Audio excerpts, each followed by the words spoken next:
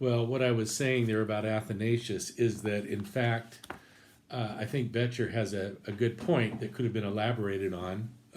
Probably not the point of her book to do so.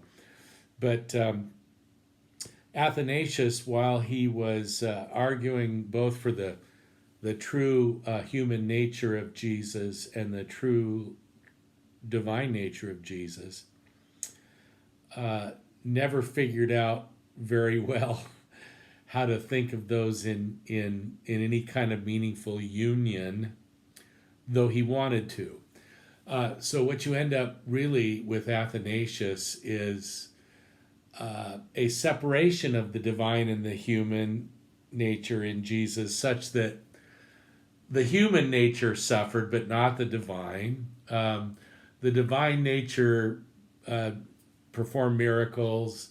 He kind of divvied everything up, such that we'll say the messy, difficult aspects of human existence don't really, God doesn't really come into meaningful contact with that.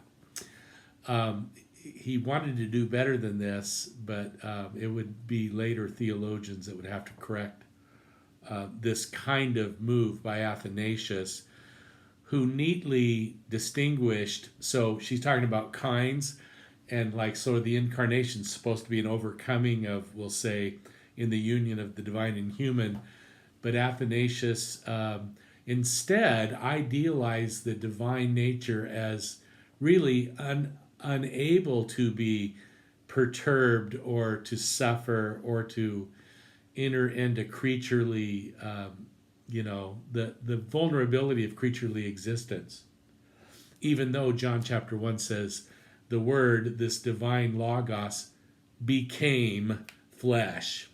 And the term flesh there is sarx, which means precisely the vulnerable, mortal, suffering, creaturely, there's another word I want to use, finite and frail existence of creatures like you and me, and of bats and sparrows and pelicans and cockroaches. That term actually covers all living things in their sort of interdependent frailty. So Athanasius couldn't go there. And so then we go on in the mixing of kinds. No, bottom of 99. If the mixing of kinds is, as I would therefore submit, paradigmatically Christian, again, in something that Athanasius may not have been able to actually accomplish, what has made this heterogeneous human community possible has been the commitment to live in the Spirit, to live, that is, beyond the skin, by psychic divestment of the carnal body. Okay, yeah. Well, I think this was Athanasius's problem. I don't think it's really, Christian faith at its best, its problem. But by donning or putting on the prosthetic spirit body. Wow. The next stuff is really good too. I won't read it right now. Then maybe down in the next paragraph, she cites Moltmann, Jürgen Moltmann, who generally would be somebody that she should be able to cite sympathetically, I think. She talks about the Holy Spirit through which people have given birth to, quote, nature enterprised up.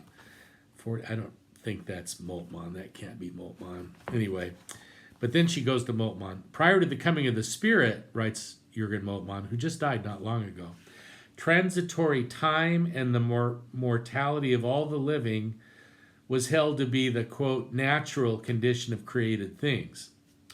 The Spirit, however, Moltmann continues, exposes finitude as a sickness.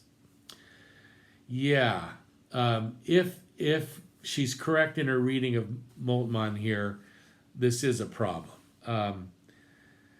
The Spirit exposes finitude as a sickness amenable, open to remediation, being healed. Transience, everyday life, with its change, in other words, is what appears most unnatural in terms of Christianity's doctrine of the Spirit. Now, without having read, I have read this book by Moltmann, it's been a long time ago. She goes on, just as living in the Spirit has required Christians to live beyond the flesh, which isn't true. We are to live not in accordance with the flesh, which I think means something different than living beyond the flesh. So here, the Spirit moves Christians into a territory beyond the reach of finitude in the name of the most natural. The most natural being, I guess, the divine, unchanging perfection or something like that. There's a lot going on here. And I appreciate what Betcher's trying to do. I maybe Moltmann can be held accountable here. I'm not sure. I know that Athanasius can. What she's really, of course, trying to get at finally is, creaturely life is finite and frail. This is not something to be hated or despised or desired to be escaped from. It is creaturely existence. It involves things like cluster headaches that have bothered me the last couple days. I am feeling a lot better. But, I like her overall, the point she's trying to make. I suppose there's more stuff that we could read here. But I'm going to move on to the next chapter, Conspicuous Compassion. Maybe we just she does talk in the middle of 107. She's criticizing kind of humanitarian Western notions of progress.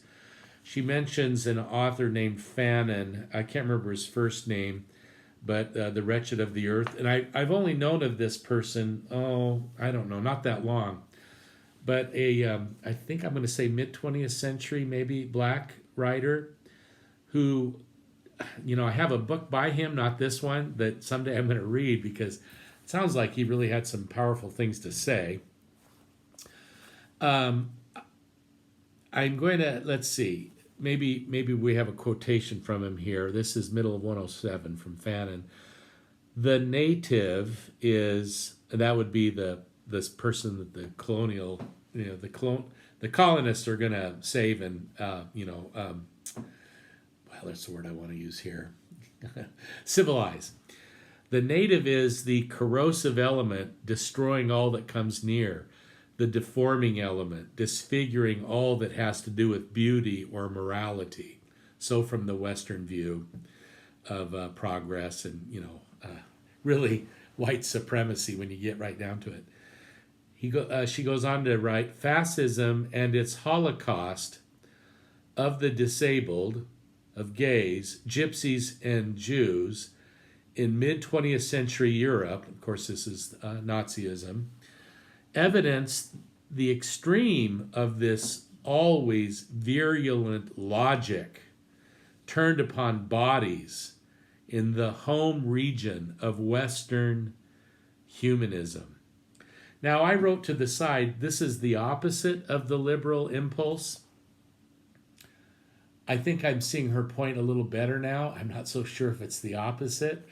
It might be the shadow twin of, the liberal impulse, I would say, is that of, inclusion, of reaching out to embrace more and more of human difference and so on. So I'd want to blame the Nazis of sort of like being opposed to that, and they were. But I think I'm seeing her point that, maybe it isn't liberalism. Her point is that Western liberal ideas of progress and of the West, and especially I would say of the U.S. and Western Europe, sending out missionaries and doctors and educators, and we're going to, make the world a better place. But part of the implication being that there are a lot of people who in their present state are unacceptable to us, and we need to make them more like us. I think she talks, either in this chapter or the next, about what happened to the Native Americans of Canada. She's now living in Canada. Of course, it happened in the United States as well. I think Canada's actually been, because they're more liberal, Canada's been more sensitive to that history and trying to do something about it. So, yeah, she criticizes even, such a liberal New Testament scholar as Marcus Borg, who does argue that Jesus lived by a politics of compassion as opposed to a politics of holiness, but he definitely means holiness as separation from that which is unclean and so on. But on 110, she writes, the politics of compassion appears to mean helping persons into normalcy, into our definition of well-being and our definition of what makes for a good life. So, the struggle with this is, well, we do want people to have their best life possible, but I think I'm getting the point that we don't always know as much as we think we know about the best life possible for others. Let's try this one. This is 116, bottom paragraph, big bottom paragraph, about halfway down. A little higher than halfway. If Christianity might be at heart a philosophy of desire, as I trust it to be, we may not have heard that often, but let's go with it. A philosophy of desire, that is, God is love, for God so loved the world, then truncating, making smaller, the psychophysics of love into a moral, excuse me, a moral modality, well, maybe we can come back to that, hardly allows for the expansiveness definitionally attributed to compassion.